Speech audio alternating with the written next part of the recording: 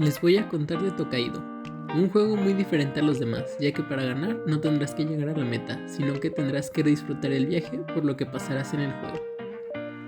Tokaido se puede jugar de 2 a más jugadores, donde algo importante es el aspecto visual que hay en el juego, ya que es algo que te atrapa mucho. Cuando sea tu turno, tienes que realizar el mayor número posible de paradas, gestionando tu dinero.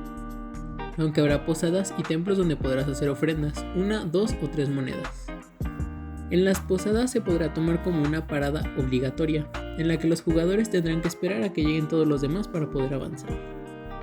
El primer viajero que llegue va a robar tantas cartas como jugadores haya y tomará el platillo que más le convenga. Aunque todas las cartas de comida otorgan 6 puntos independientemente de su precio.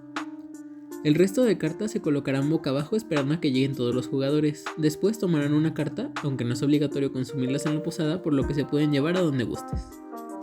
El juego finaliza en el momento en el que todos los jugadores llegan a la última posada, otorgando premios por cada aspecto disfrutable del viaje. En mi opinión, el aspecto disfrutable del juego es mucho, ya que visualmente es muy bonito. También es interesante cómo se tiene que manejar el dinero en general, por culpa de los templos, y lo único que te motiva un poco más a avanzar son las granjas. Yo le doy un 8 de 10. También les voy a hablar de Coloretto, un juego en el que tendremos que acumular colores para ganar. Coloretto es un juego de 2 a 5 jugadores en donde tendremos que utilizar un rango muy grande de cartas para poder ganar. Para empezar, los jugadores irán distribuyendo cartas en unas columnas, tantas como jugadores en la partida, pudiendo posteriormente tomar una de estas columnas, siempre que al menos tenga una carta. Y teniendo en cuenta que el máximo de cartas por columna es 3, donde el tipo de carta que más nos puede salir es el camaleón, donde existen en total 7 colores distintos: azul, marrón, verde, rojo, naranja, amarillo y morado, con un total de 9 cartas de cada color.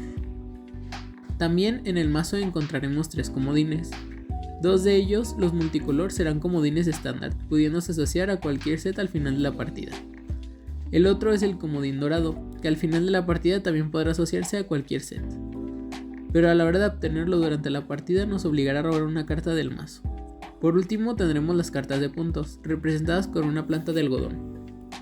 Cada de estas cartas suma 2 puntos de victoria al final de la partida, pero no se considera un set, por lo que no se tiene en cuenta a la hora de evaluar los colores.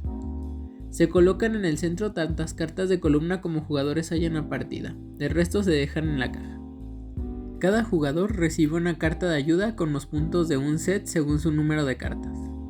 También se reparte a cada jugador una carta de camaleón de color distinto.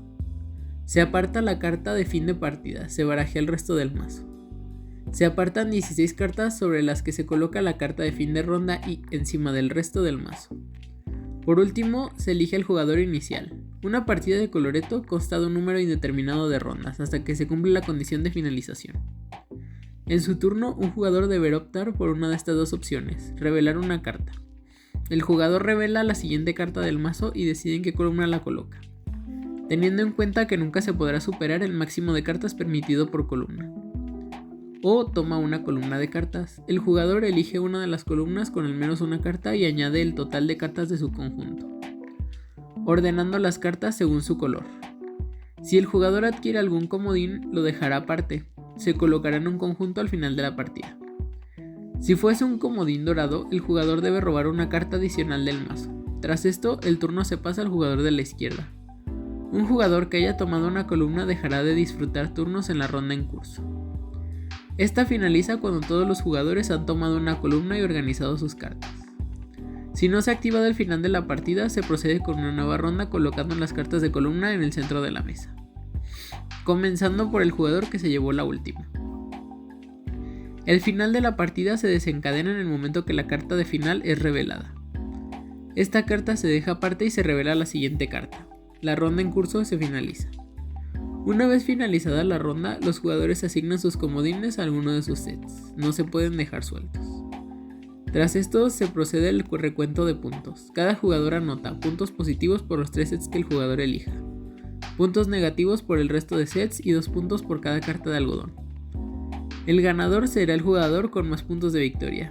En caso de empate se comparte la victoria. En mi opinión, el juego es algo tedioso, ya que al final en realidad tienes que tener varias cartas para ganar y eso lo vuelve algo difícil, por lo que yo le doy un 8 de 10.